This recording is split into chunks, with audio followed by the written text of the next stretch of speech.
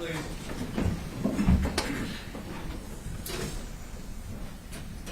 Be seated, please.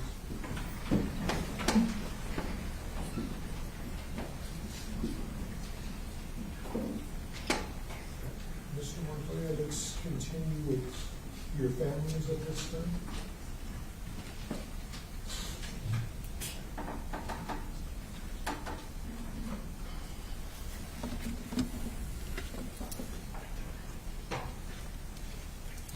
Are you Carla? Yes, sir. Thank you. Yes, Your Honor.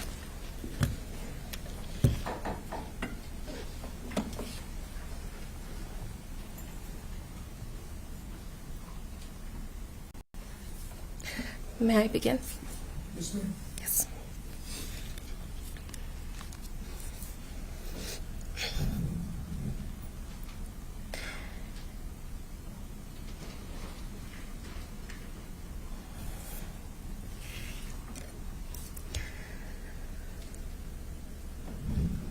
I told you at the federal sentencing that you were going to see me again.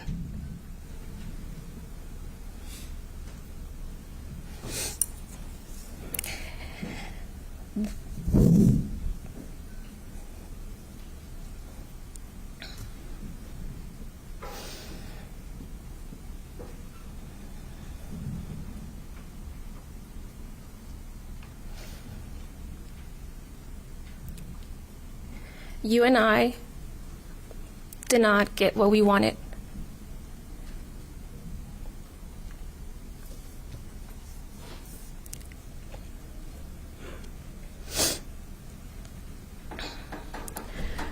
I wanted you dead, and you wanted me dead.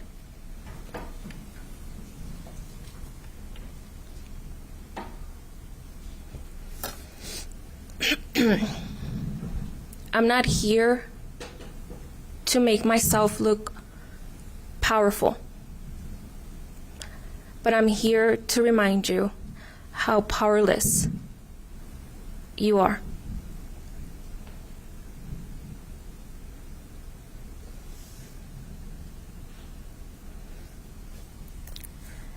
You, Patrick Crucius, the white supremacist, who tried to bend me to my knees.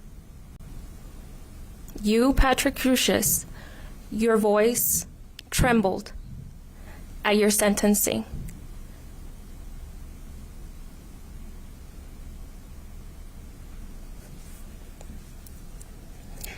It also trembled when you were handing your rights over.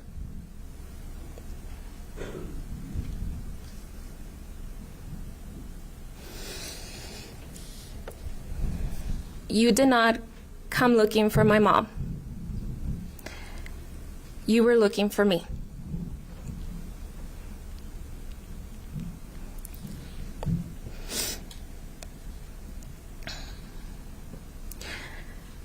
I can see you. I'm the one that can see you. The systemic racism that affects not just people like me or my mom, but all of us, including you.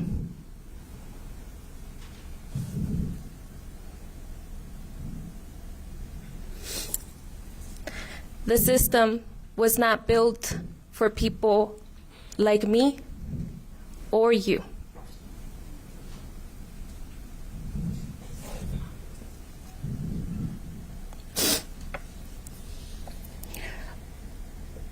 I kept repeating at the sentencing and how I can see you. And I'm going to tell you what I meant by that.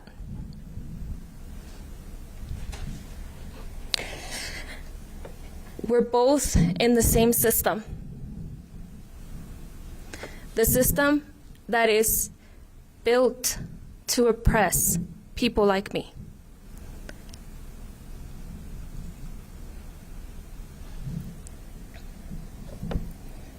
The system that was also built in the illusion and inflicted upon us through fear.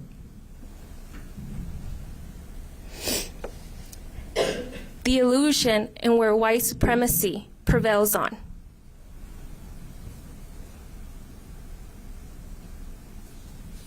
But I can see you. You shook the hand of the same poison that poisons our country, that for long has been suffering from it.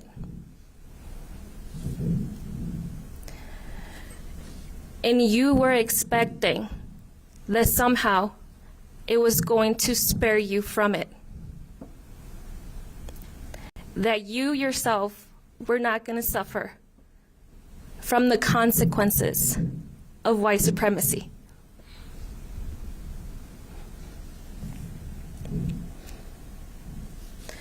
But look at you now.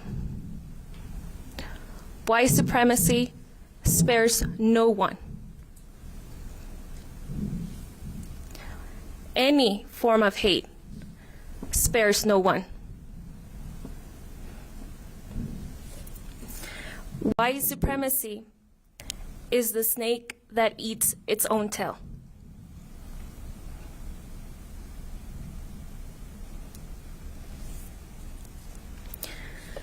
You are going to die like a coward.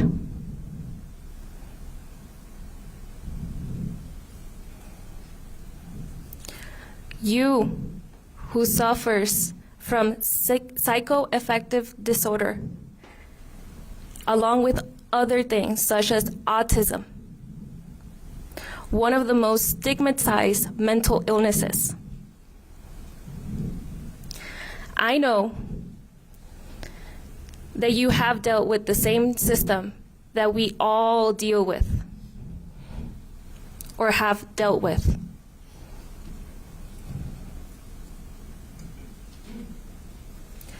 The system is not built for me, but neither for you.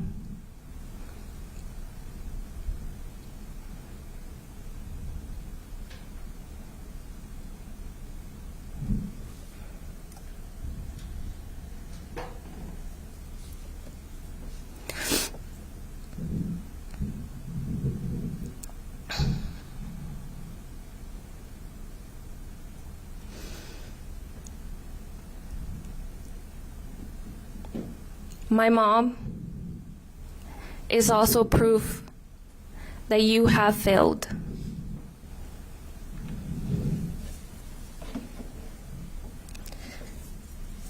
Like I said, you can't hide from me.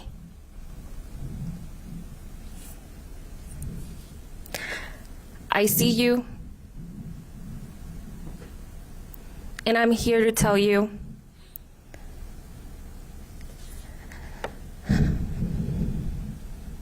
that you did not win.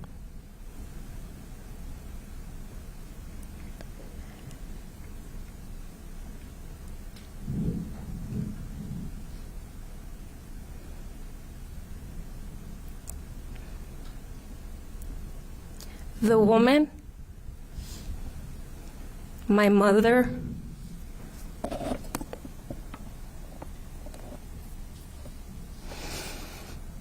who you killed,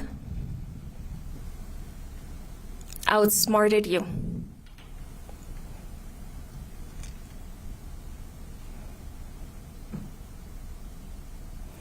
The week before the tragedy, my mom spoke to me in regards of how she would want things to go if anything were to happen to her.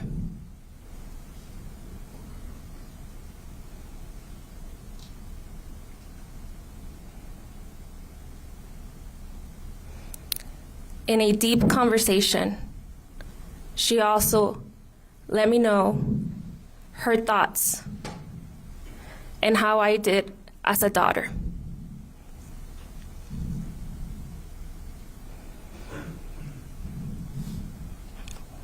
And the rest is for me to keep, because I truly believe that you're still not worthy to know me as a person.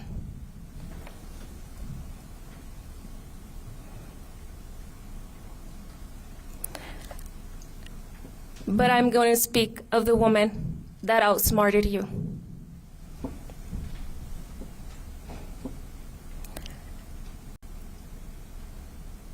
I wasn't taught to be a good person.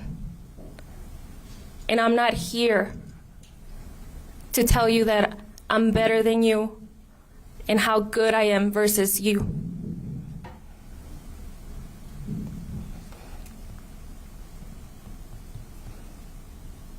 But I am going to share of the woman who raised me.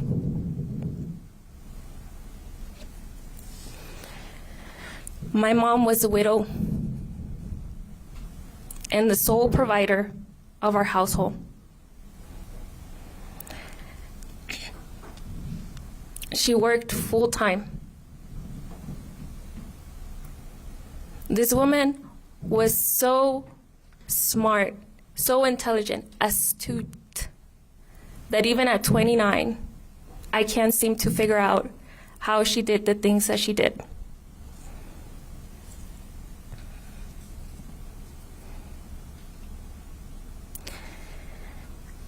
In childhood, my mom would choose the weekends to clean the house. But in that weekend, we were also taught how to fold socks and fold our underwear, uniform to place in our drawers. Was it fun? No. Me and my sister hated it. We sometimes even fought due to the fact that we didn't even want to do it.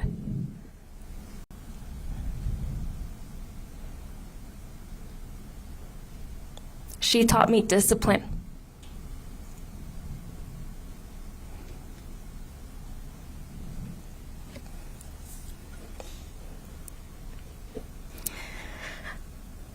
She also taught me how to get out of my comfort zone.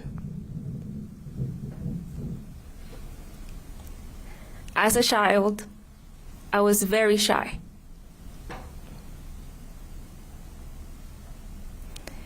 And somehow, being a full-time employee, she found a way to get me out of my shell.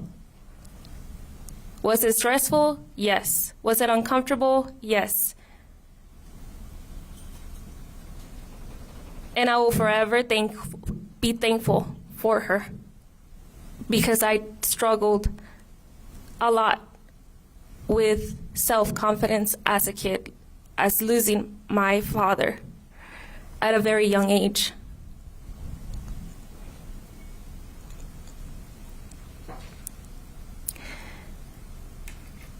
She taught me to be just and fair.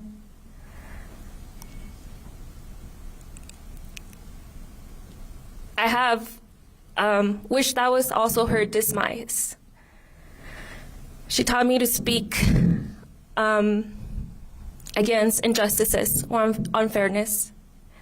And sometimes, even at this age, I think she took pride on that, because she would bother me just to make sure that I was still the daughter that she was raising.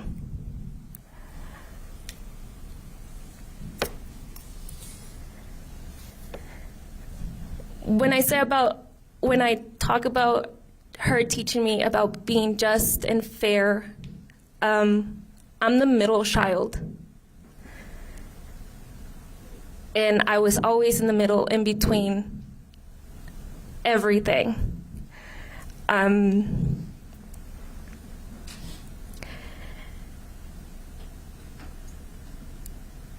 To the point that my mom had to assign me and my younger sister color coordinated dolls and toys. Fair enough, the both colors had to be pretty. She got purple, and I got the ultimate pink.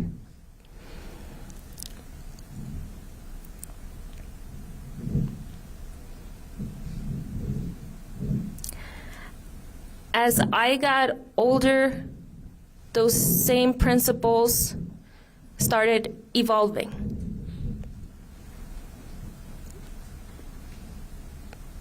But still, my mother would test me.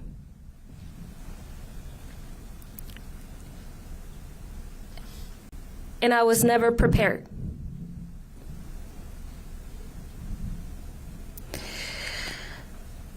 One memory that I have of her is we were shopping at a Walgreens,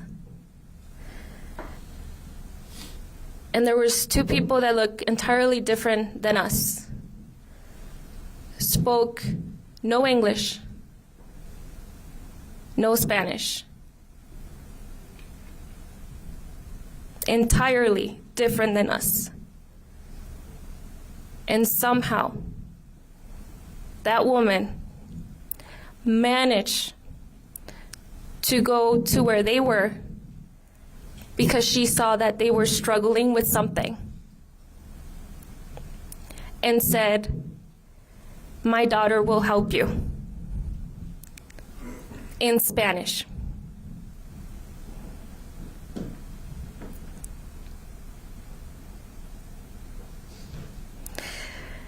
I'll never forget it, because I looked at her,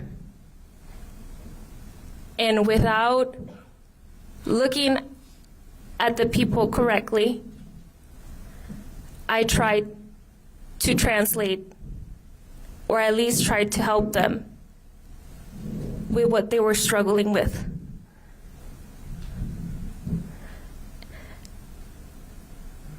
And I think about that all the time.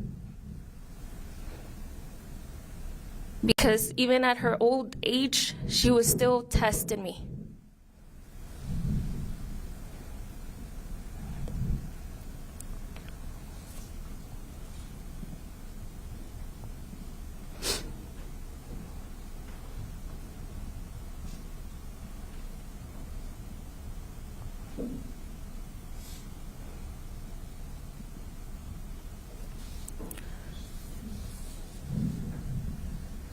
When the tragedy happened, we were all hoping that my mom had outsmarted you, or at least your weapon. We were hoping that somehow she still had it in her.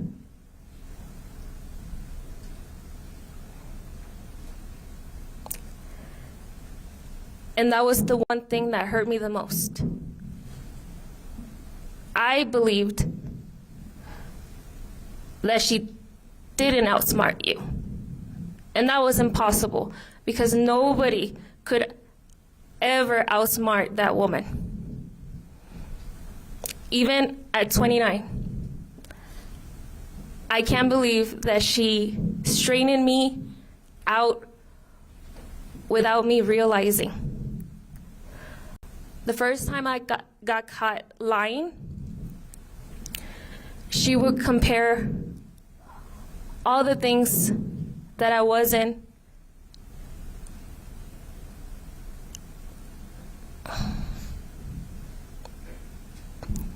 capable of doing around the house. She would tell me, "How do you have the guts to lie, but you're not good at cleaning your room?"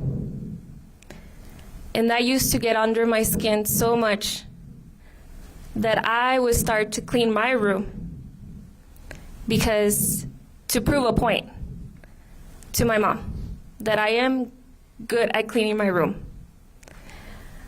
that I am good at doing the dishes, that I am good at passing my classes,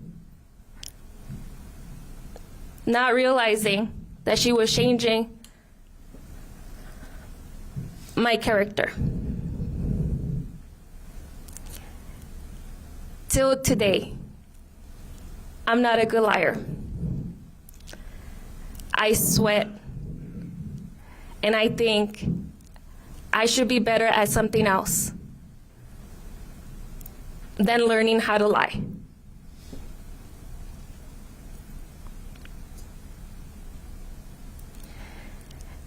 All of her siblings were there on August 3rd. Her sisters and her brother. And we were hoping that somehow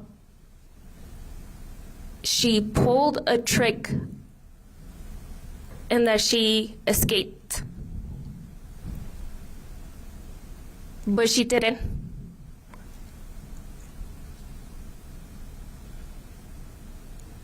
And that thought haunted me. You also put a bullet through her head.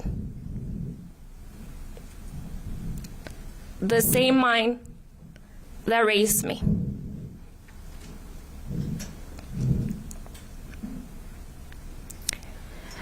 I struggled for a very long time.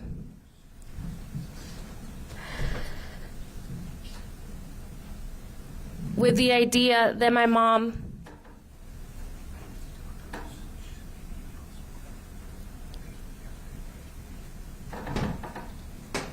gave in,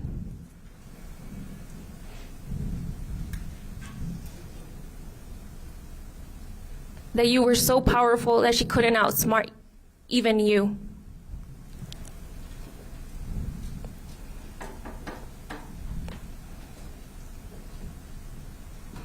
But I was wrong.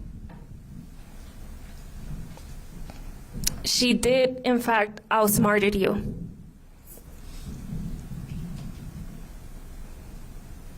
You might have killed her, but her legacy will continue.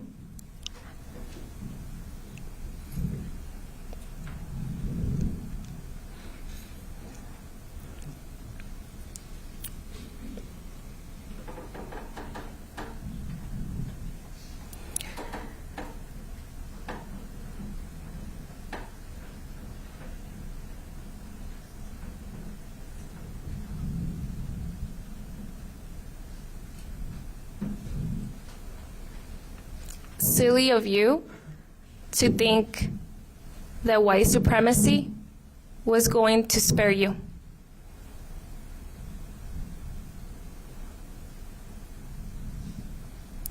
Look at you.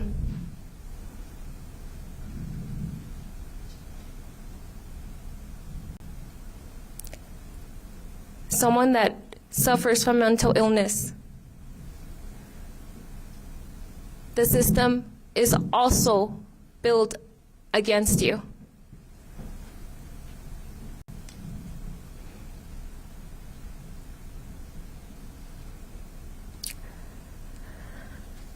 You can't hide behind your mental illness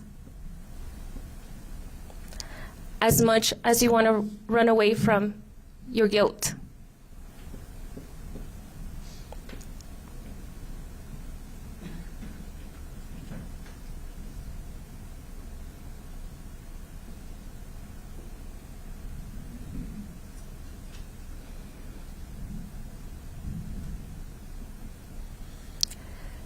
You made a mistake.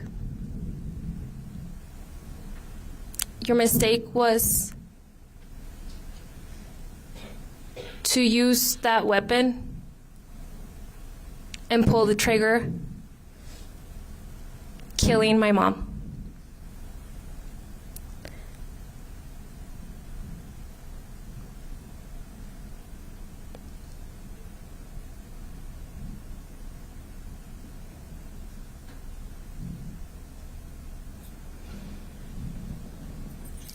Though our skin colors are different and our backgrounds are different,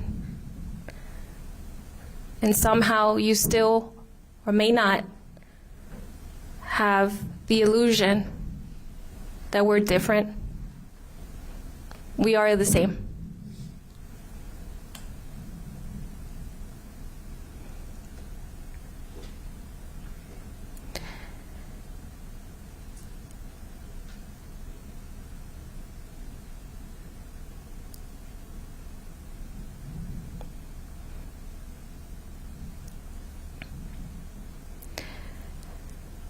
Drinking poison from a golden cup is still poison. Patrick Crucius.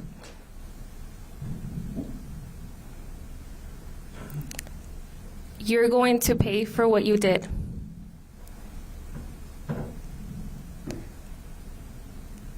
And you're going to die a cowardly death.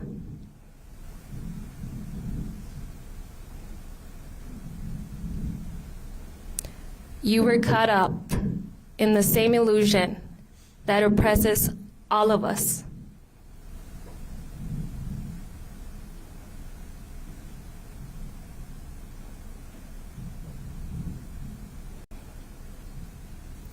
You made a terrible mistake by pulling that trigger and killing my mom.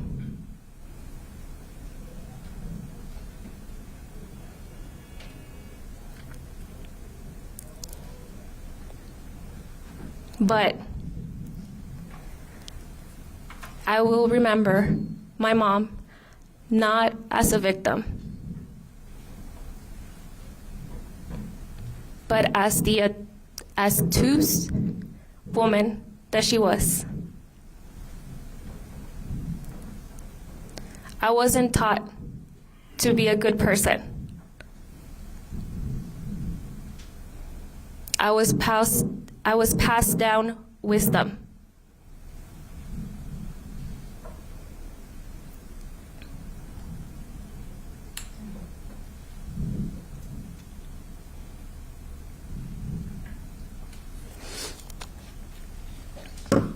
I will forever remember my mom as someone that even after death outsmarted white supremacy, outsmarted racism, outsmarted the systematic oppression. But above all, she outsmarted Patrick Crucius.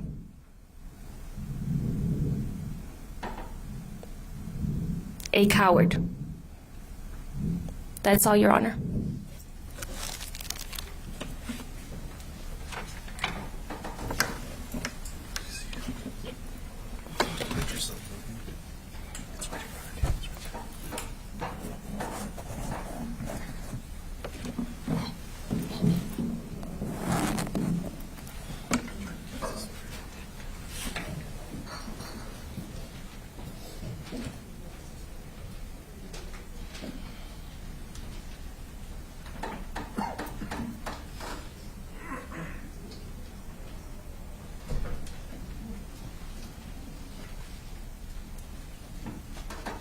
Sir, are you Luis?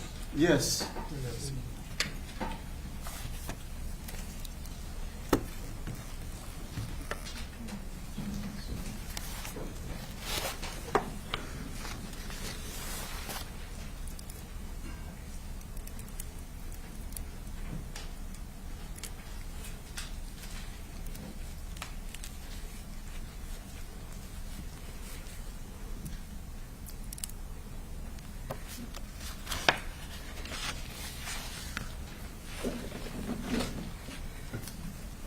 My name is Luis Juarez Jr. My father was Luis Juarez Sr.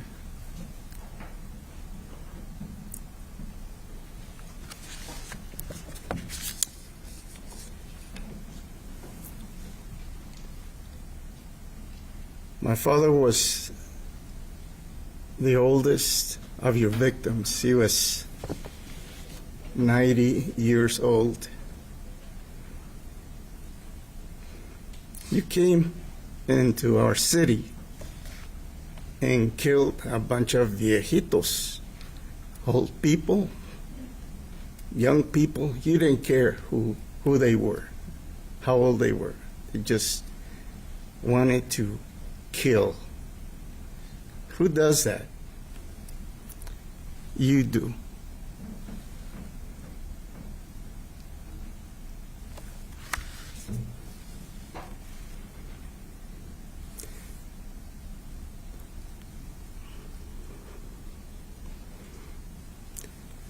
we're here to expedite your departure from our city. You're not getting the death penalty. So this is to get you out of our hair. You've been here long enough. You need to leave our city.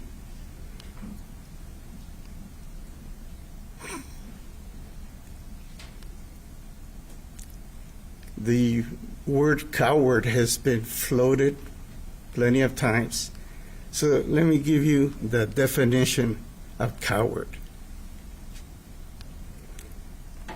A person who lacks courage in facing danger, difficulty, pain, etc. A timid or easily intimidated person. That's you. A flunky. I read a little bit about you, and you showed up to your college class drunk. I guess you remember that. So you were written up for that. So even before you came here, you were a flunky.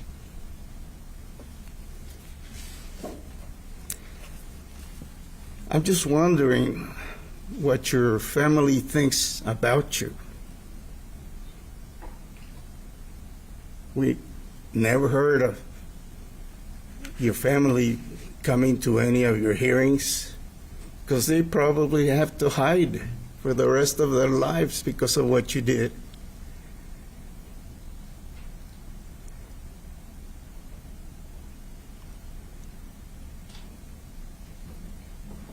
The schizophrenia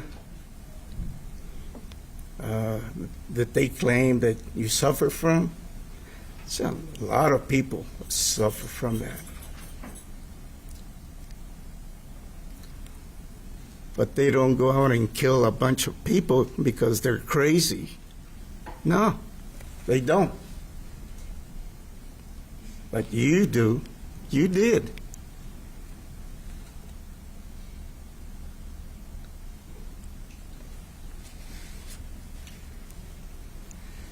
No, it's your sickness goes much, much deeper.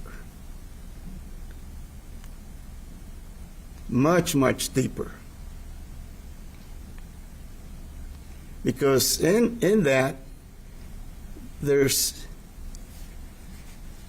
white supremacy, racism. You think that people that don't look like you shouldn't be alive. You wanted to kill as many, say, Mexicans as you could.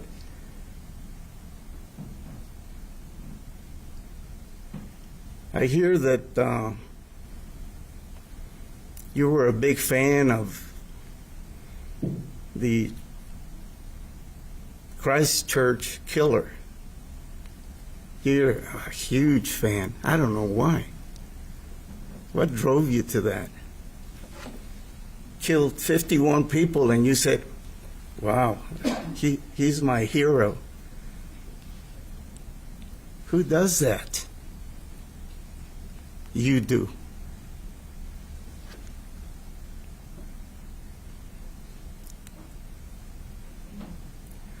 Like many people before me are saying that you can't hide behind your mental illness. You can't. You can't. We see you for what you are.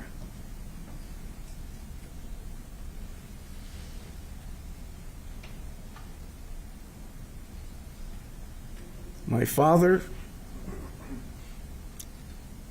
was a gentle soul, but he was also tough as nails because he was a welder, a master welder with the Iron Workers Union. It was hard work. He helped build the Civic Center here in El Paso, and many other construction sites in other states also, besides Texas. He traveled. And I, as being the oldest, I saw how my parents struggled. It wasn't always easy. I saw firsthand how they sometimes didn't have enough money to do the things that they wanted because they had a family to raise. So they did without. They did without so that we could have a future.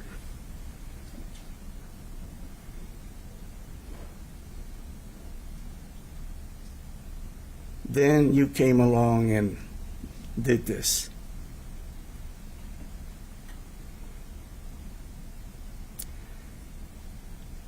My mother witnessed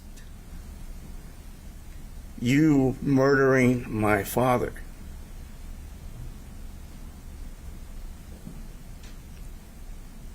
And when she called out his name, you turned your weapon and shot her. Who does that? You do that.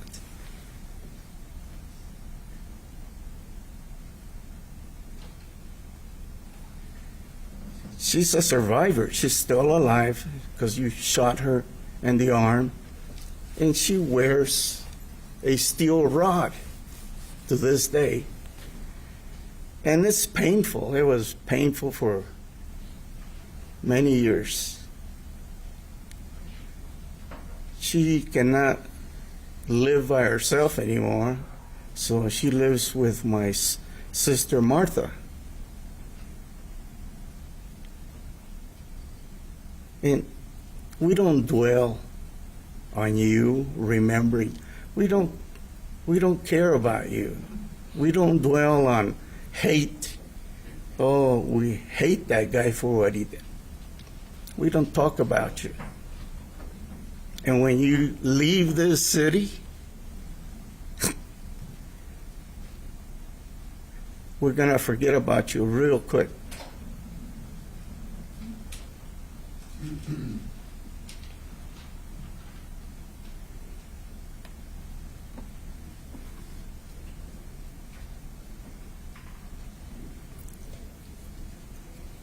We came here to the United States, but we didn't come here to be helped. We came here to help and to contribute, just like the Italians and the Irish. They came here to work. We did too, and many other peoples from all over the world. We came here to contribute, not to be parasites.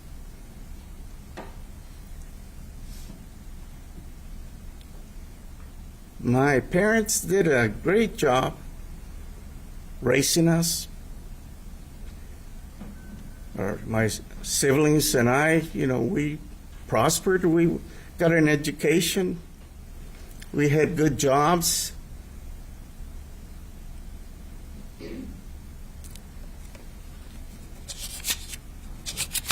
And you came along and killed my dad. My parents have been married for 70 years.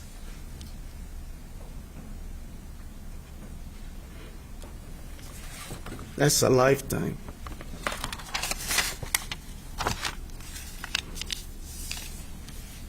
The great replacement theory. You remember that? You know about that? It's a theory. I just don't see you. I can't picture you working the fields picking lettuce or tomatoes. I can't see you doing anything with your hands except shooting a gun.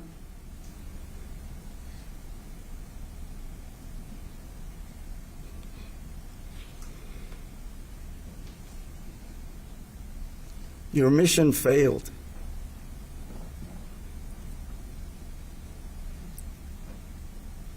You made us stronger.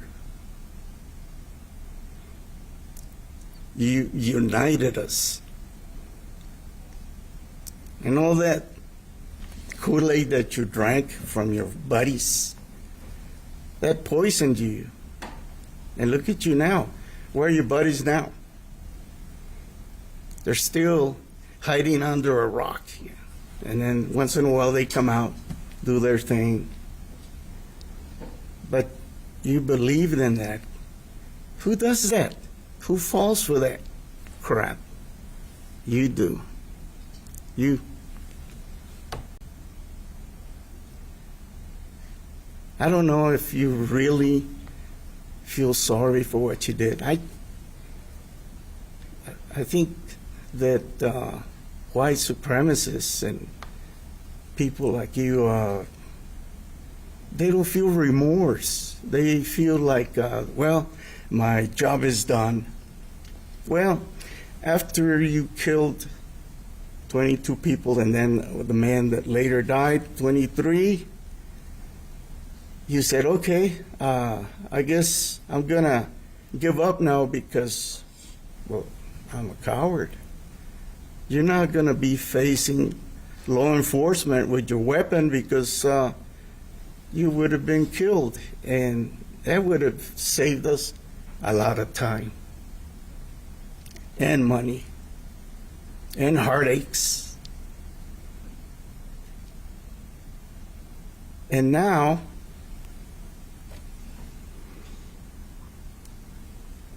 you have all this time to think about these things. I saw a picture of you with ear protection, shooting glasses, I guess. I saw that and I said, wow, this guy came prepared. And then you made sure that you had hollow point bullets for maximum effect, right? Is that what you thought? Who does that? You do.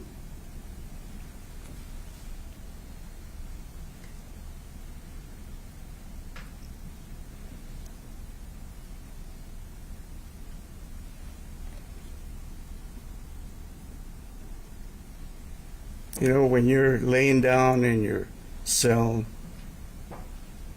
and it's a quiet night, you're going to hear the screams.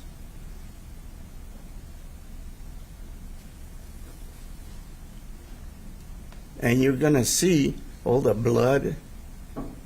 Because guess what? Your brain recorded everything.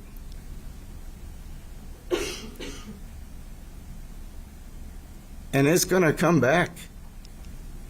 Just lay still very quietly and you hear the screams.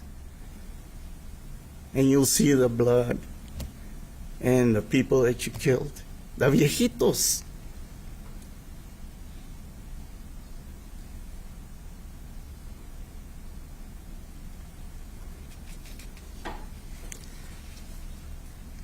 We're all going to be living our lives. We continue to live our lives, but yours is over.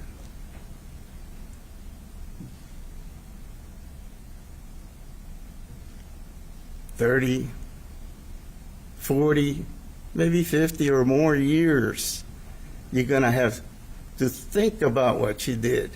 That's just, I don't know if you lived long enough. I don't know. You're not looking very good.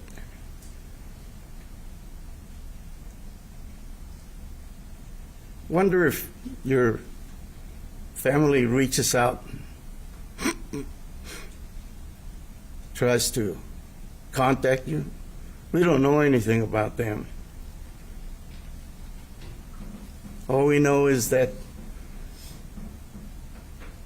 they're either very proud of you or horrified like the rest of the world because of what you did.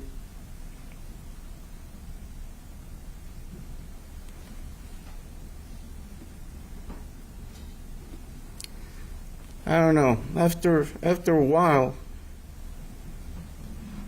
they're saying, I don't know, I won't be here in 20 or 30 years, but you will. Wake up every morning, get your little hour of exercise and whatever, then lock you up again. After 20, 30 years, I believe that you want to be dead. You wish that you had died in a shootout. But you can't because you didn't do it. You're a coward. And I read your definition of a coward, and now you know.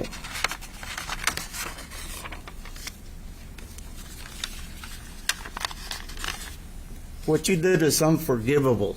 I don't care what anybody says. Oh, I forgive you. No. I'm sorry. I can't do it.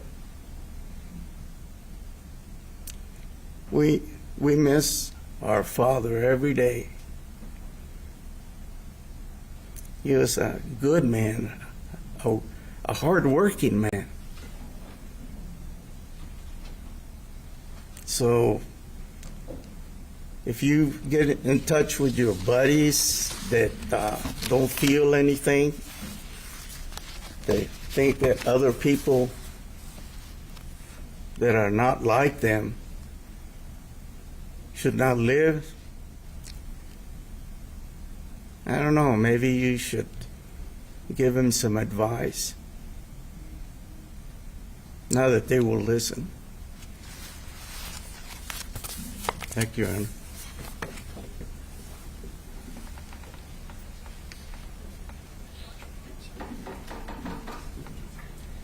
My sisters. Yes.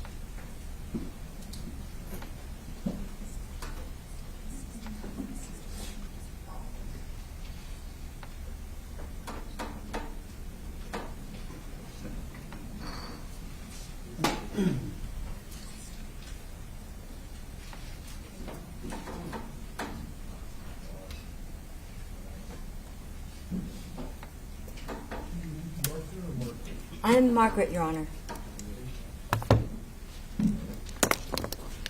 These are my parents. That's my older brother. I'm the youngest. Look at him holding her purse. That says it all. He put on the purse and say, I'm ready. Estoy listo. That's our father.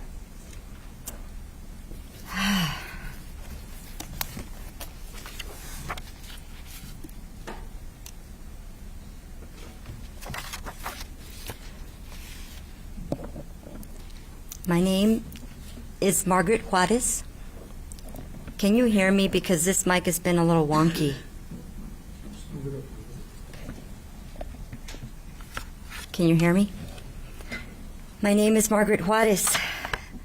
I first want to acknowledge the amazing courage and resilience of every family here today and others who were impacted by this racist terrorist attack on the El Paso community.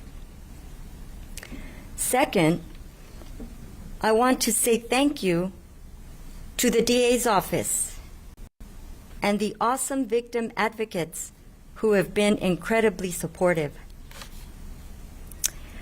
My parents, Luis and Marta Juarez, were at Walmart that morning, like all others, not because they were invaders of this country. No. They were decent human beings who contributed culturally, economically, and otherwise to this country. My father was one of the 23 people who were murdered that day by a homegrown terrorist, not by an immigrant.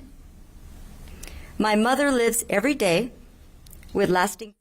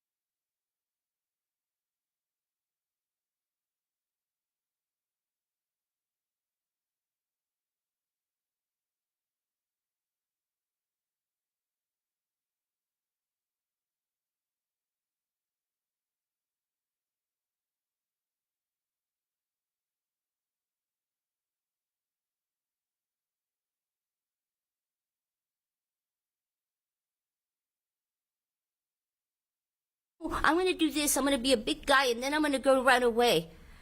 And what did you do? Oh, help me, help me.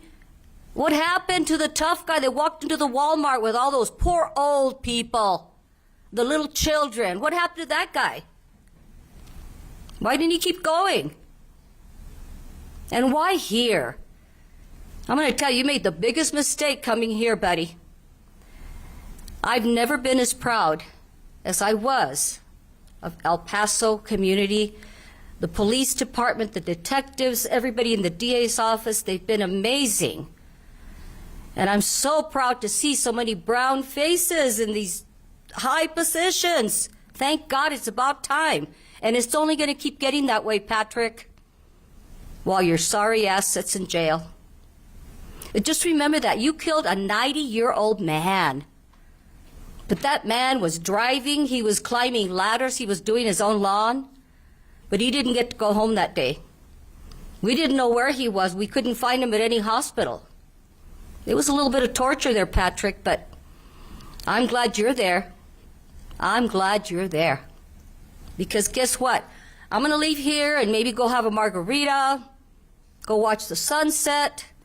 And where's Patrick going to be? His sorry ass will be in jail for the rest of your life. And yes, may God have mercy on you and that stupid excuse of an illness, because guess what? Like everybody knows, not everybody goes and shoots everybody up when you're sick. So, fuck you, Patrick Cruzias, and fuck Donald J. Trump, because I know that he's your mentor. And that's about it.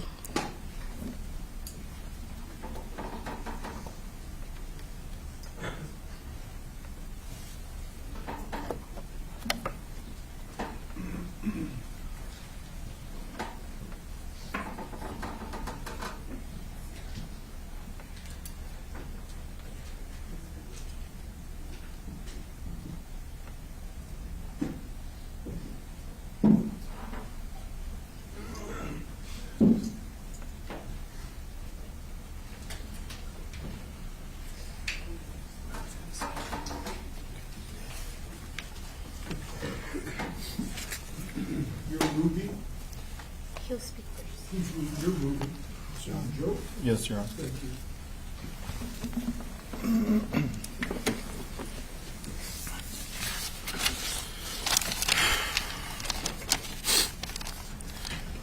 I would like to start this with a little insight of who my beautiful mother was and the bond I had with her. For several years, I worked in the oil fields of the Permian Basin.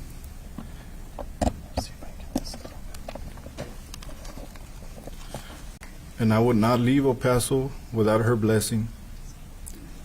I would kneel and she would ask God for my safe return, a sacred bond that I miss with all my being.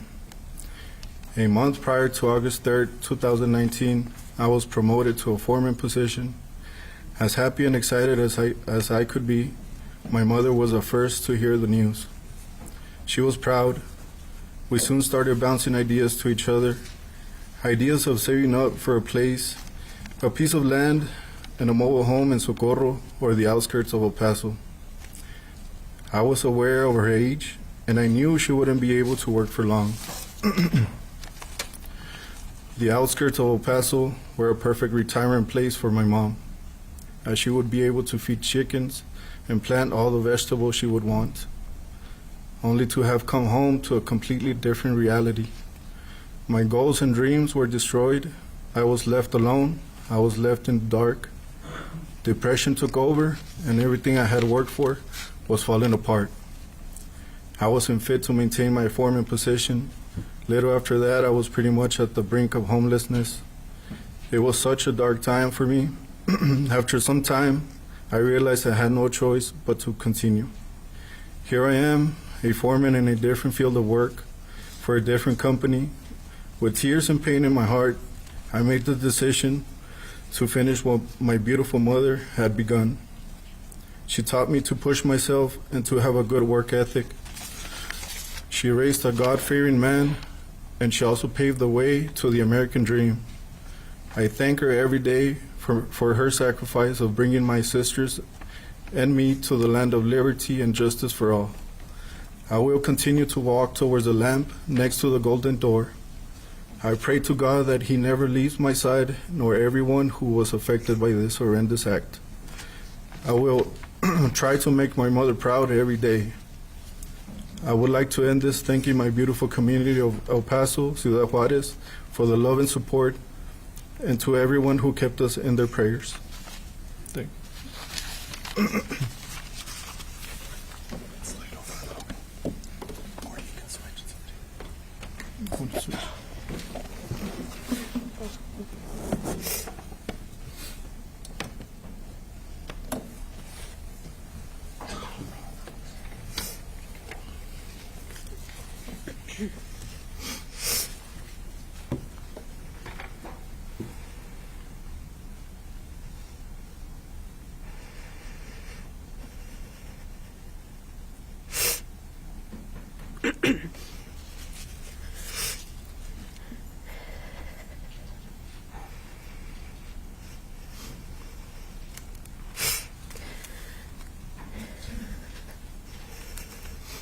I'm sorry, Your Honor.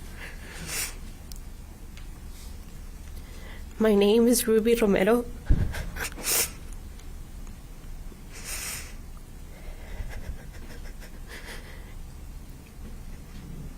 And I am the youngest child of Gloria Irma Marquez.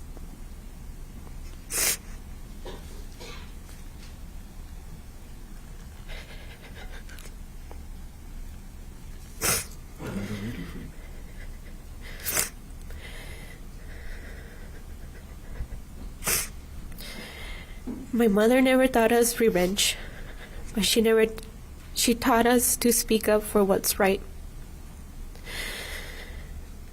I may not have the loudest voice, but I may have the loudest feelings.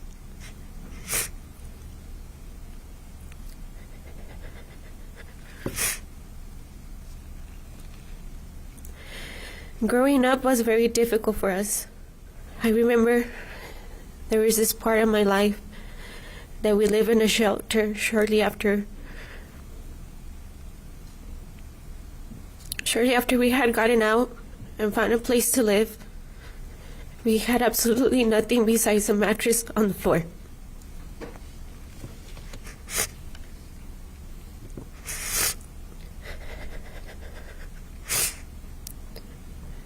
I would see my mom struggle to have food on the table for us until one day I decided to speak up. I was in the first grade and I was sitting in the alphabet carpet just staring at the floor thinking about the next meal until my teacher started to say, "If you can bring cans of food any type, it's for the people in need. If you know anyone, please let me know." I just remember bursting out in the middle of the carpet.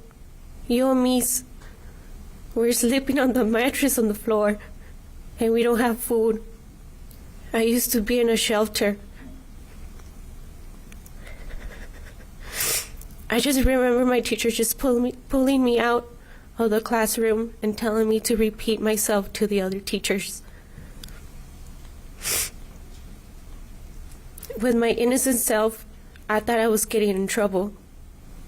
After that, I remember it was around Christmas where a lot of people came to where we live and brought us so many things for me and my siblings and my mother. I share this story with you because I had to speak up when I had to, when they asked me for identification for my mother. As much as I wanted to protect her from any legal issues, I spoke up that day that due to her being illegal, her fingerprints are on the record.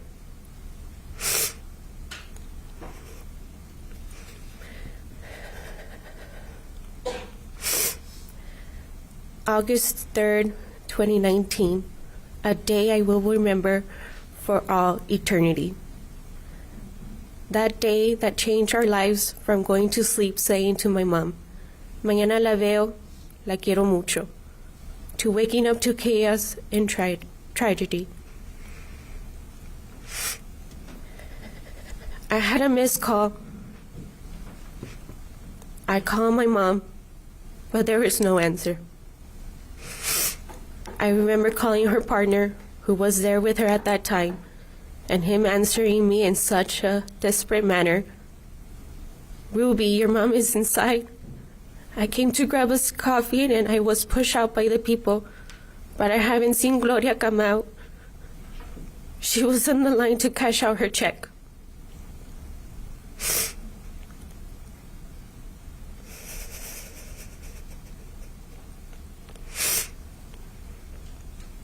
Panicking and trying to stay calm, I asked him what was going on. I started to zone out as soon as he began to say, "There were shots going on.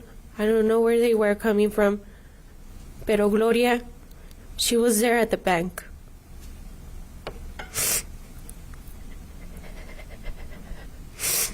I tried going, but I got pushed out by the people. I remember hearing all the chaos going on on the background through the phone. Without saying anything back to him, I rushed to turn on the TV, and there it was. I started asking him, "Are you sure she was there? Are you sure? Have you tried calling her?" Once he told me he didn't see her getting out,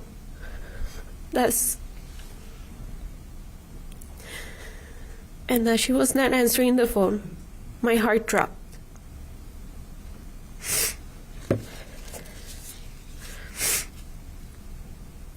It all felt like such a vivid nightmare. I had no choice but to pick up the phone and call my brother and my sisters to tell them what was happening. I never been the strong one, and that day he made me do things that I didn't want to. I had my middle sister driven 4 hours from Albuquerque to El Paso in despair of us finding our mother. I called my brother, felt heavy as soon as he asked me, "Are you sure, Ruby? She was there. How do you know she was there?" I replied, "Sí estaba allí." I began explaining everything to him and what her partner had mentioned to me.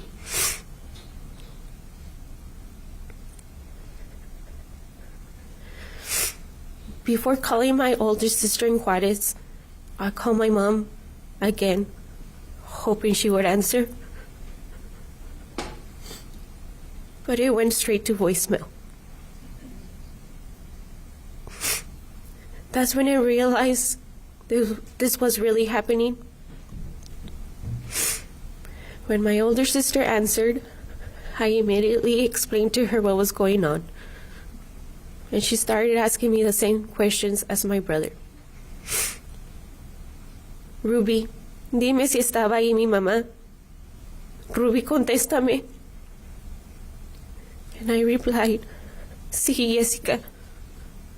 Te hablo para atrás. En lo que sea que pase, te aviso."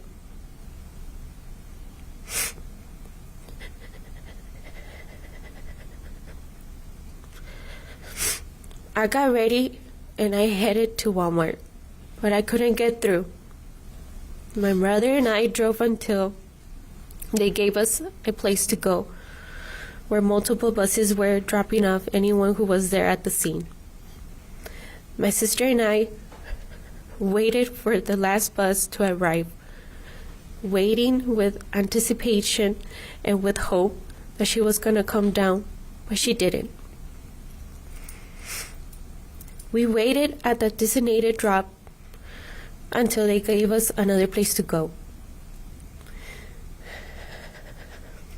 Another place for our questions to be answered, a place where I couldn't stop calling the hospitals, where I kept calling her phone and went straight to voicemail. As I sat there looking around, I knew.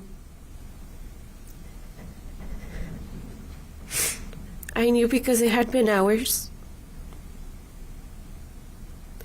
She would have called any of us by now and asked us, "Ven, recójame." But that wasn't the case. The more I look around, there was just a few of us there searching for hope.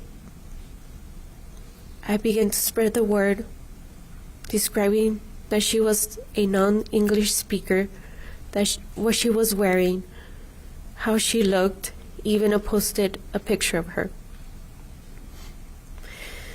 I also stated that she was an immigrant who will not approach any law enforcement. After another couple of hours, FBI agents and police officers started to tell us in about 10 to 15 minutes there will be updates. As we waited, I became more anxious for answers. I believe that's when we all came united together as a family and as a city.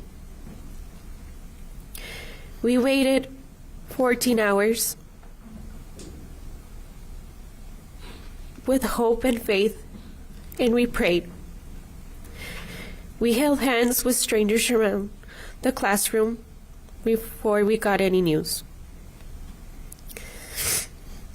That following morning, I remember praying in Spanish and English, tightly holding the hand of a stranger. Hearing the silence of our emotions were really loud that morning. My family was one of the first to be notified. I remember us sitting in the chairs with maybe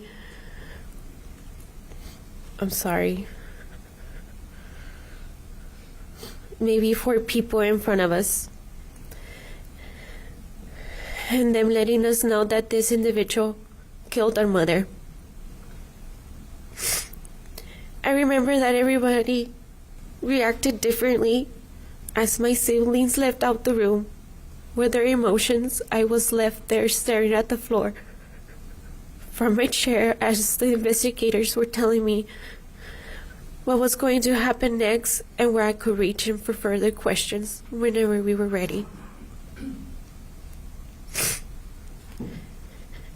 We will never forget August 3rd, a date I've been stuck on, almost going to be 6 years, and I still feel like it's happening this morning.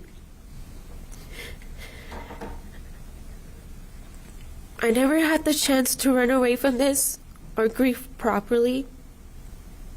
My brother and sisters live out of the city, and I was immediately the point of contact for years. I've been getting everyone on the same page for years. I have dealt with public comments and the news updates of the case. I've dealt with how much this has impacted my life and my health. Every time I hear her name, there's a tightness in my chest that feels like a shot to my body. I wake up sweating from the constant nightmares, dreaming that she's here with me, and then waking up to reality. I dealt with my own depression and anxiety, and I can tell you as much I can say, I am okay. I'm really not okay. I will still call her phone just to hear her voice through her voicemail, but I stopped, realizing her number belonged to a stranger now. I stayed as strong as I could have been these years for my mom and my family.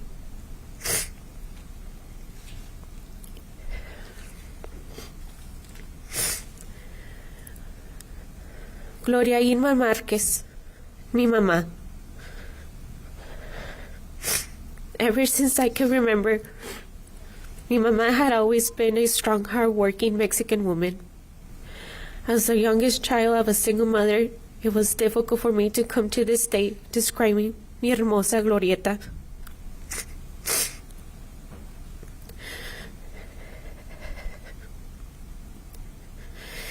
Mi mamá raised my siblings and myself financially, emotionally, physically, and spiritually by herself. Mi mamá gave her all. She worked 2 jobs to make sure her children ate properly and that they had the essential amenities to grow happily and successfully. She would encourage us by simply reminding us that el miedo no existe, fear does not exist. My siblings and I have and will always taken pride in the appearance of our mother,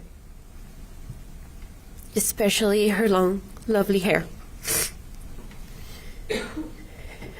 Mi mamá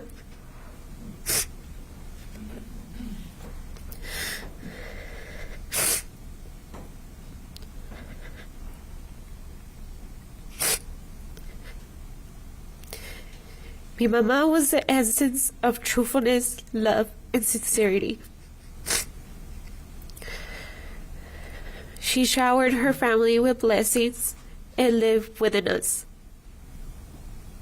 Mi mamá gave us everything, but she never demanded anything in return. The way she cared for everyone in the family inspired me to be the same in the future. Her love was the purest and kindest, not just for us, but she treated every stranger and animal the same way she treated us. Although she was not very physically strong, mi mamá faced every hurdle of her life and the family by herself. She has motivated me and my siblings to be like her and never submit in difficult times. Mi mamá was a very lovely friend, a strict parent, but she cared for her children. My siblings and I did not like to see our mother sad, and we would do just about anything to bring a smile to her face. Even when she was very worried or sad about something, she would always smile to make us stop worrying about her.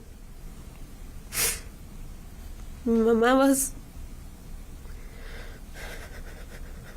mamá was very beautiful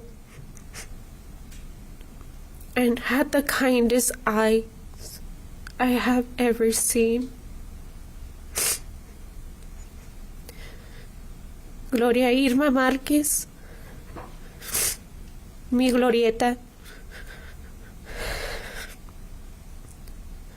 mi comadre y mi mamá, was the light that guided us in our darkest times.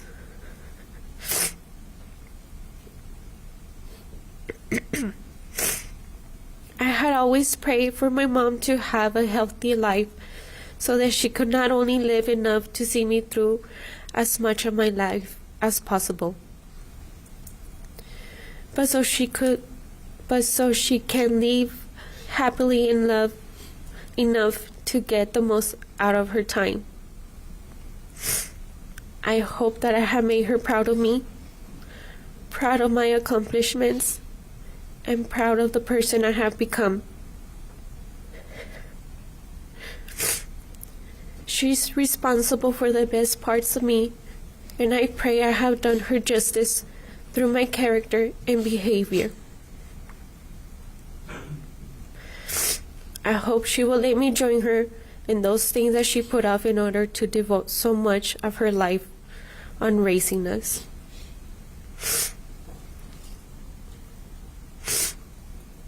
Just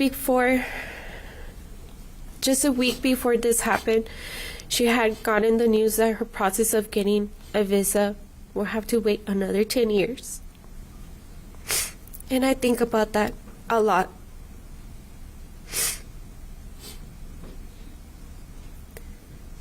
If it wasn't for my mother seeking for a better life for her children, I wouldn't be here.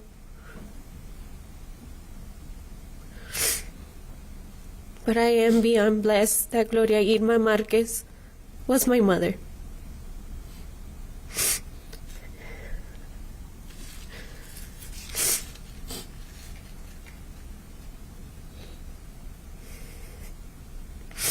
I wish there would only be 23 inches of length and 22 inches of width in that cell. I want their names to be announced through the intercom of each hour of the day. The insane acknowledgement of actions made by this individual where there was no remorse. He knew what he was doing. He thought about every word he wrote precisely. Someone mental would have been disorientated, but he had the motive of a plan and drove 10 hours to our city. You picked and bought the perfect weapon. Someone mental wouldn't care the place, the time, and the weapon. If they truly wanted to get what they wanted, it would have been done. But you had plenty of time to turn around.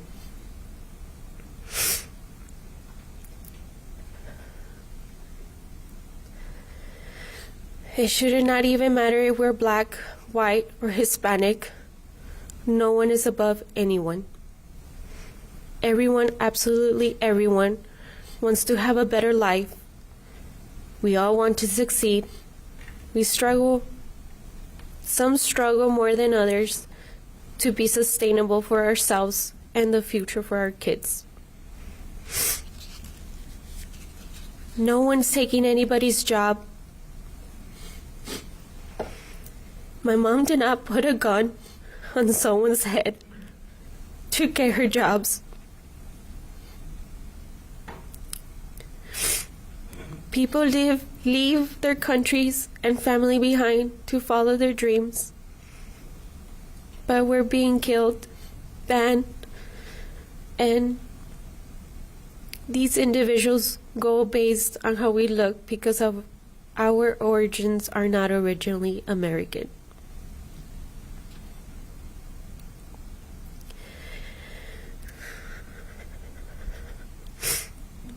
Aren't we supposed to follow the Constitution, the Bill of Rights? Where is the land of the free? But you know what I do not know? What is the American dream anymore? Or what home is? I pray to the Lord to help me find peace. I don't understand why there's so much hatred. Unfortunately, racism will never end. We live in such a inhumane society that everything wrong we see is left to be undone, to be okay and live with it. There will never be enough of a punishment for any of this that you caused.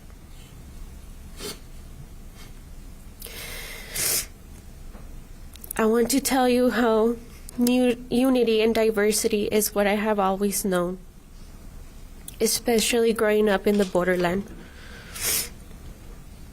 I don't see anyone different from me. We're all here with the same mindset, working hard for a better life. It's been hard for me to express how I've been feeling for the years because I have felt for who I am, for being Hispanic. Everything has been a really big bowl of mixed emotions, but my worst nightmare became a reality. I have always been terrified of losing my mom through deportation, but this is by far the worst way I have lost her. Through a racial act of murder. Words and feelings will never explain the pain on my chest endures. I have asked myself what kind of ignorant mindset was inverted for a young individual almost the same age as me that will now never find peace, never find freedom, never succeed, never be loved or find love, will never live life.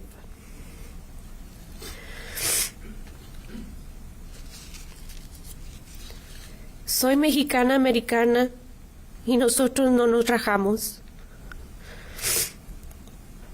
As a proud Mexican American, we don't give up. Look around you. We are everywhere. We are lawyers. We are nurses. We are officers. We are CEOs. We serve our country for the better and for the good.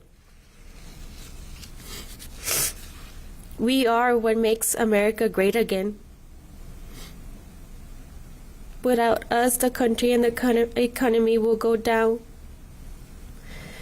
We are the ones who do the dirty work for the lazy, pathetic people like you. You know what my mother would say to you? Pinche pendejo, vales verga.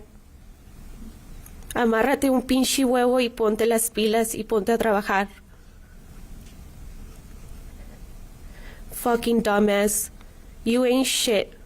Grab your balls, get your shit together, and find a job.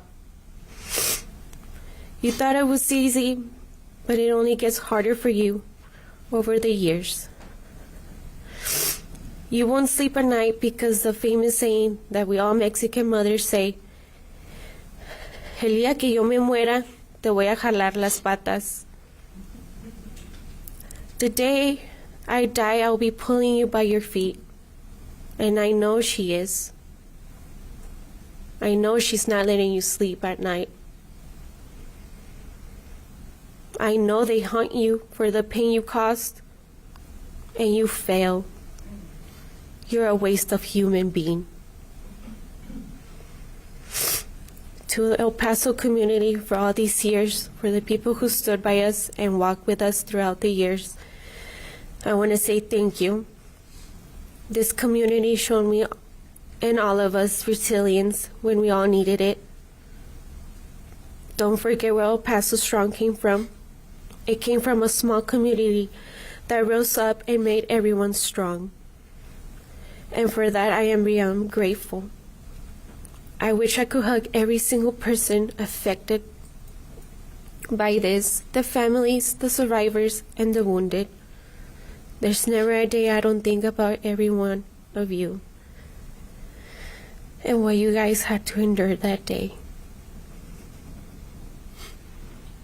That's all.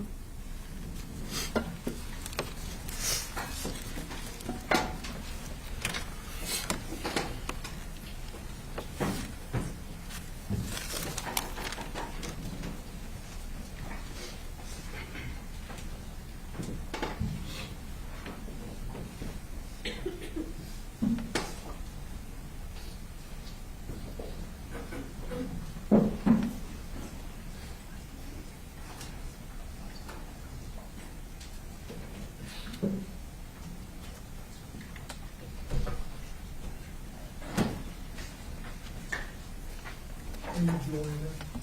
Yes.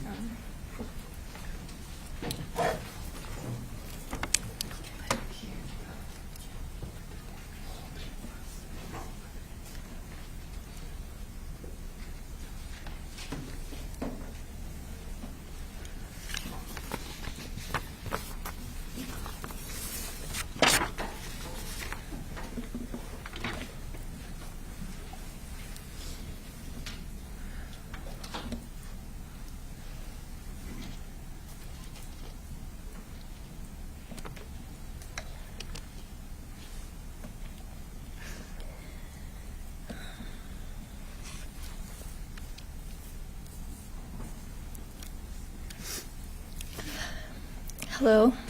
If many of you didn't know, my brother was Javier. Is Javier.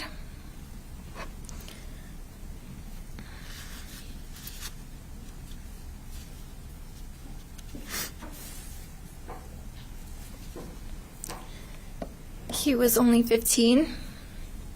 My name is Joanna, by the way. He was only 15 years old when he was killed by this idiot over here. If you can look at him, please look up and look at him. He was only 15 when you took his life.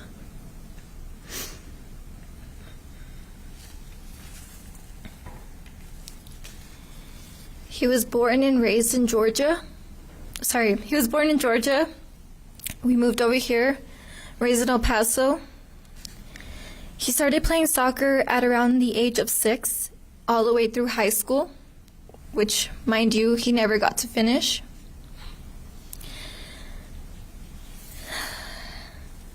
He loved playing video games, such as Minecraft and Fortnite. Those were his favorites. And he didn't really like going to school much and found creative ways to try and get out of it. That's what made him a kid. He was a 15-year-old who will never get a chance to grow up and chase his dreams. He never got to graduate high school.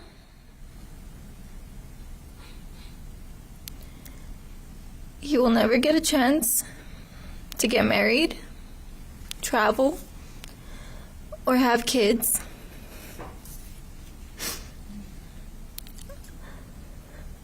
All of that was stolen by someone who claimed to be mentally ill, someone who made the choice to take my brother's life and the life of 22 others, while also injuring many and traumatizing an entire community. Let me be clear. Racism isn't a mental illness. I hope everyone hears that. Mental illness does not drive you to travel hundreds of miles just to target a Hispanic community. Because of your hate and racism, my little brother is gone.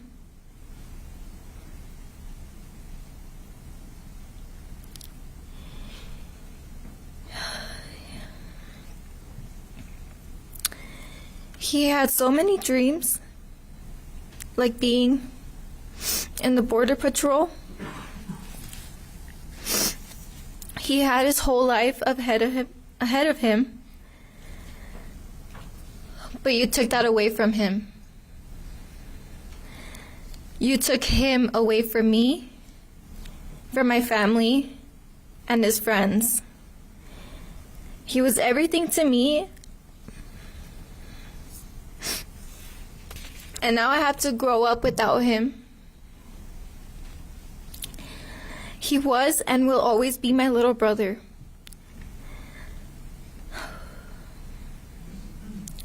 No matter how much time passes, that pain doesn't fade and never will. His absence isn't everything. In the quiet moments, in the noise, in every family photo where he should be. Losing him to something as hateful and senseless as racism has changed me forever. There's a version of my life that doesn't exist anymore. The one where he grew up, chased his dreams and goals, and I got to watch him become everything he wanted to be.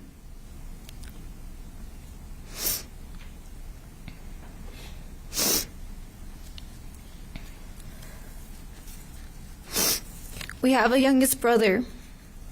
He was 2 around the time, now 8, and now he has and will continue to grow up without hearing his voice or know the person that he was. He will only get to know my brother through the stories we share, the photos, and the love he left behind. He will never get to create his own memories with him, share experiences, or his own conversations with him.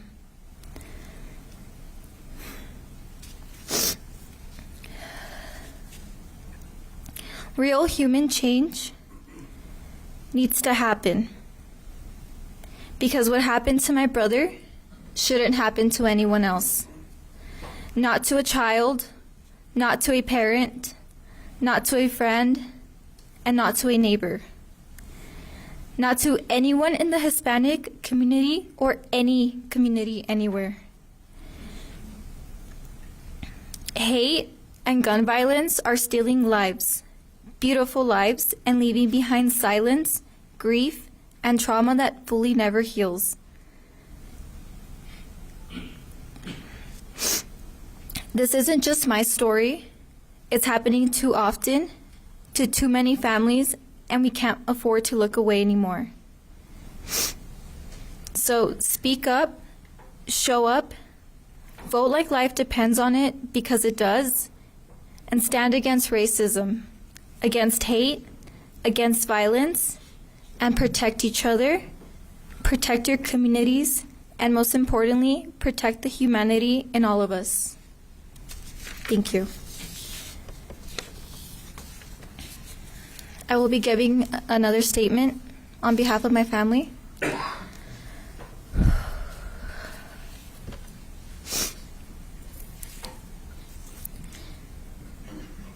On August 3rd, 2019, around 10:35 in the morning, you ended my life, me, Javier Amir Rodriguez, the 15-year-old boy, the youngest of your victims of August 3rd, 2019. I want to tell you that I was a young man who had goals and dreams for my life, was studying the second year of high school, and you came and took away all the plans that I had for my future. I was a great soccer player. I managed to win trophies and medals for my own merit and effort in various local, state, and national tournaments. My dream was to be a border patrol agent. What an irony, right, coward? And in the future, probably start a family. Almost 6 years have passed where I had to live without my friends and family. Those adolescent things that are never forgotten. Just as my friends and family do not forget me, I am sure and hope I can hang out with them exploring all the new things for our lives. Right now, I would be in college studying law enforcement. Start my dream in my professional area life. My family. They suffer my absence every day because of you. Parties and dinners or simply meetings are not the same because they will always lack one.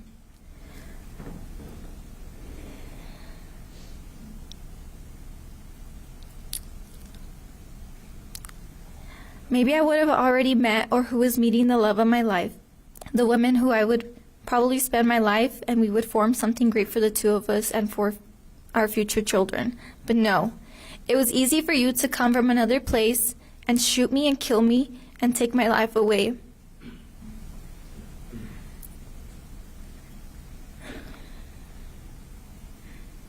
And break the heart of my father, my mother, my sister, and all the people who still love me and mourn my absence every time they hear a song, they see my photos, videos, my birthday, in which my father and all my family still celebrate, in the cemetery without me being able to blow my candles and make a wish.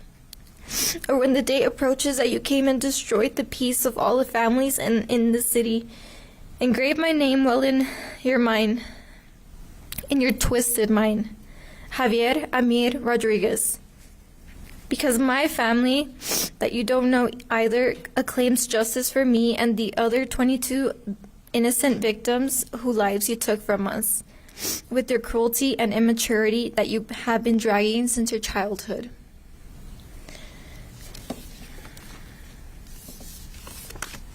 Fuck you, you white piece of trash. Thank you, Your Honor. Ladies and gentlemen, I do need to take a 10-minute break and then we will resume.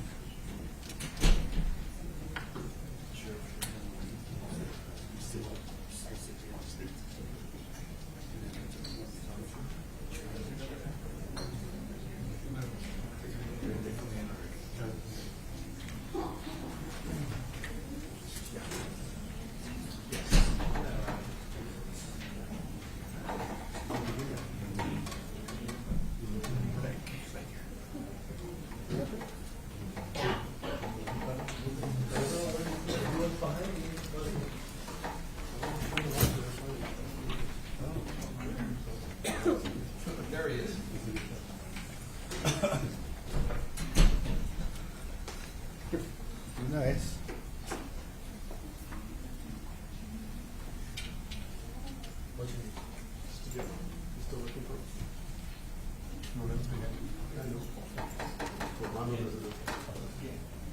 Yeah, now he's getting involved with it.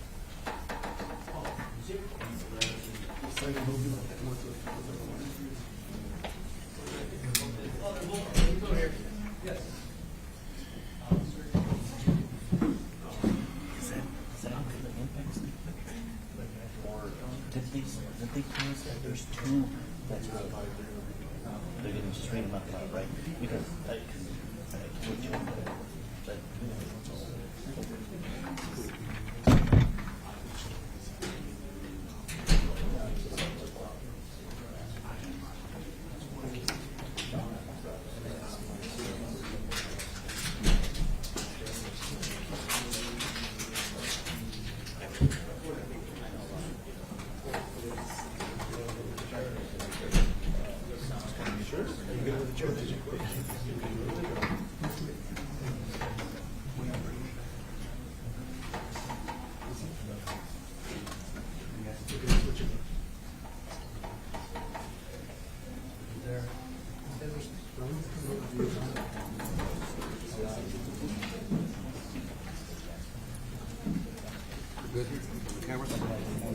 Yeah, there's a.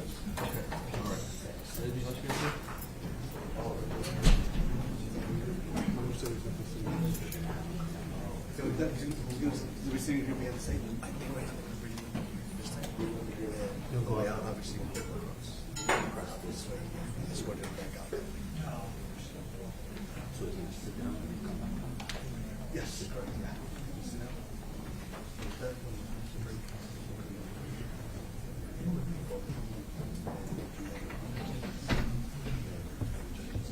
Thank you, Louis.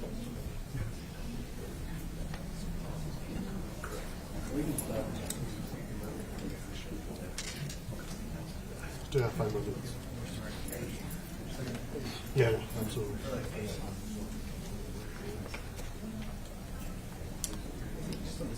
Just get into the statement.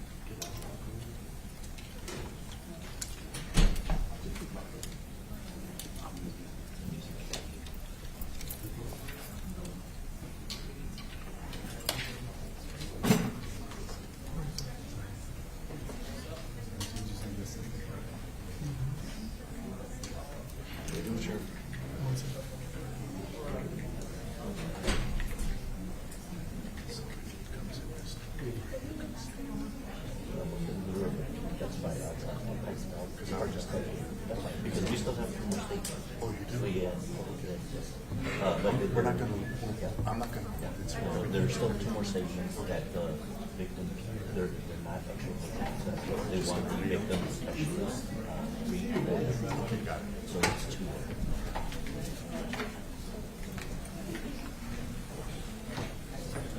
They're reading the court. Oh, okay, okay. On behalf of them. Got it. Is it all for today? That's still, we'll be done. We just got two more state victim specialists. Saying on their behalf. Two more. Two more readings, that's it. Thanks.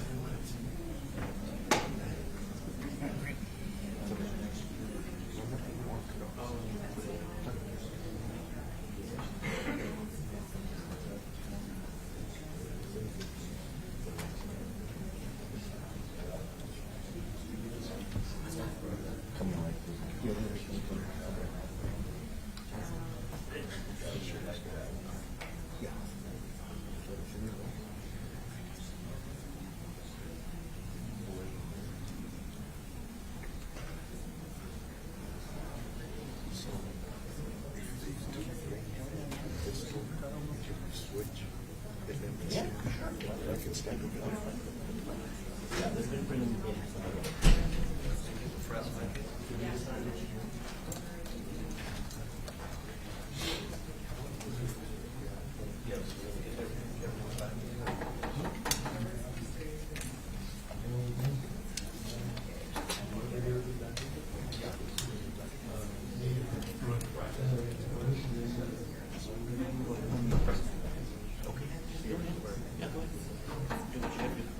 Yeah, we're gonna, the judge is there, so he's probably coming.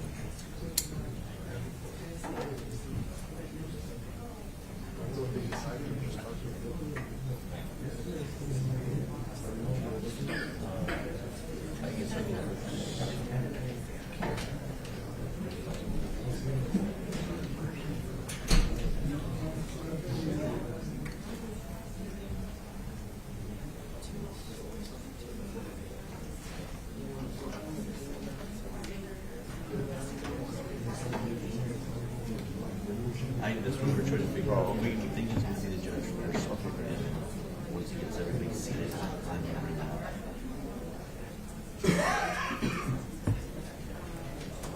Hold on.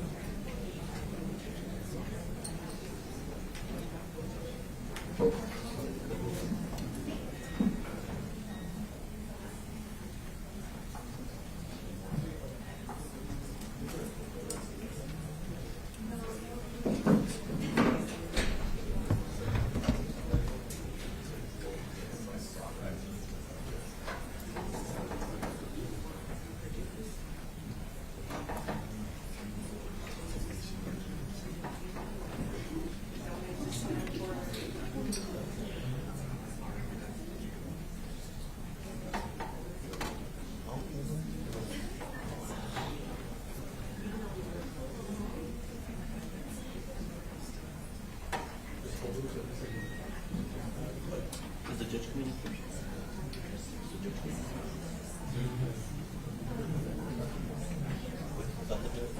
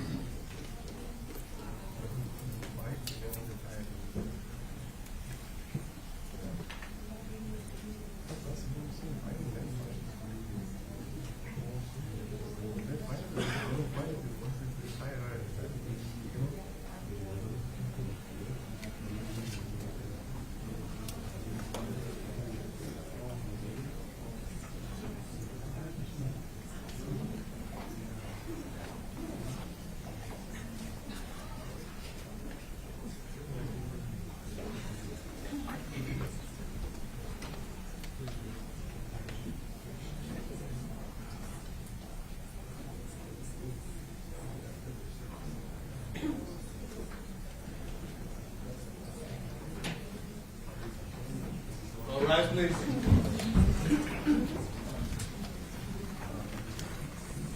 Be seated, please.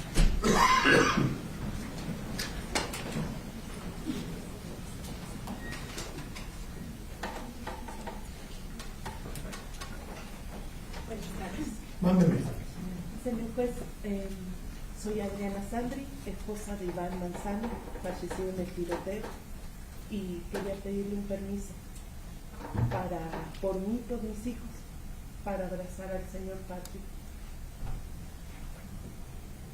Your Honor, I would like to ask you for permission on behalf of me and my children to give Patrick a hug. Ma'am, would that help you and your family seek comfort, peace, and healing?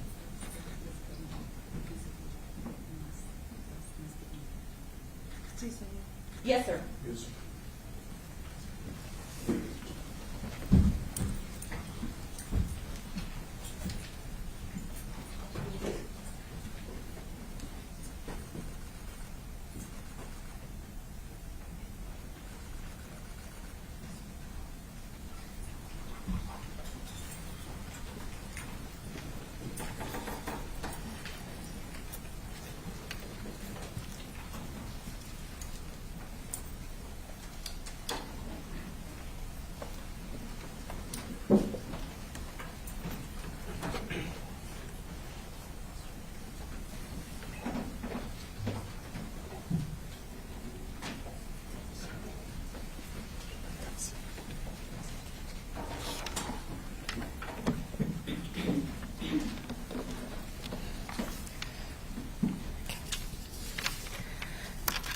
Good afternoon. My name is Deandra Acosta. I am a victim advocate on the behalf of the District Attorney's Office. I'm reading this victim impact statement on behalf of Raul. I'm sorry. This is going to be for Isabel Pierda. She is the daughter of Rosa Baron. On August 3rd, 2019, my family's life and the lives of so many others were shattered. My mother and my sister were both shot that day while simply doing what people do every day: shopping, living, existing. They survived, but they carry wounds that go far deeper than the bullets. The pain is daily, both physical and emotional. My aunt wasn't so fortunate. She lost her life in that attack. She was kind, selfless, and full of love. Her absence leaves a permanent hole in our family. What happened that day was not an accident. It was a deliberate act of hatred and cruelty. My family was targeted because of who they are, because we are Latino. That pain will never fully heal. There is no justification, no explanation, no apology that can undo what was done. But we are still here, and we remember. Every scar, every nightmare, every tear reminds us of what we lived through and what he took from us. We carry our grief, but we also carry strength. He tried to break us to instill fear, and instead we found resilience. The man responsible will spend the rest of his life in prison, and that is justice in its own way. But his real punishment is knowing that he failed. We are still here, and so is our voice. He will spend the rest of his life in prison, and he will carry the weight of what he did, and that is justice. But it will never bring my aunt back. It will never erase the trauma. Still, I find strength in knowing that he will never be free again. And I find strength in the community that rose up after that tragedy. El Paso Strong was more than a slogan. It became our lifeline. To the court, I ask that you remember our names, remember our stories, and we are not numbers. We are not just victims. We are people who lived, loved, and lost. And we will never forget. We are living proof that hate does not win. Signed, Isabel Pierda. Thank you. And I do have a second victim impact statement. This is going to be on behalf of Raul Bobby Loya. I have thought a lot about the hate you provided that day when you did your massacre. I hope when you're sitting in prison, you think long and hard about what you did. And I hope for the remainder of your life, the people that you murdered linger in your thoughts forever. I hope that it drives you crazy, as it will be your true punishment. There will be no one to hear you. I hope they stick you in the hole, throw away the key, and you never get to see the light of day. The people that you murdered will be in our memories, and instead of crying for them, they will be immortalized, and they will be remembered forever. And as for you, you will be forgotten after a few weeks in the hole where you belong. Signed, Raul Bobby Loya. Thank you, Judge.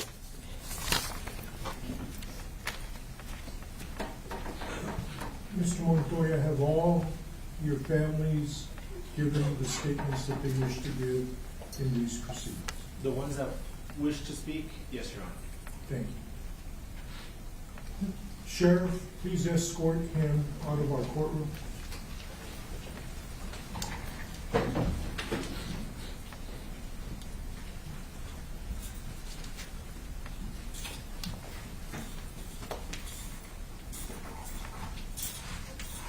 Sheriff, please make arrangements to get him to the Texas Department of Criminal Justice. Yes, Your Honor.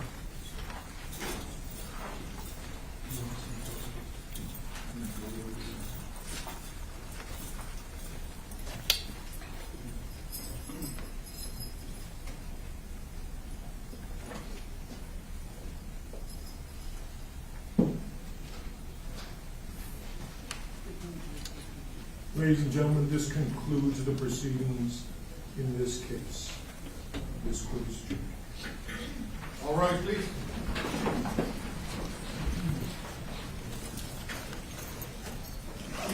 Thank you. Be good.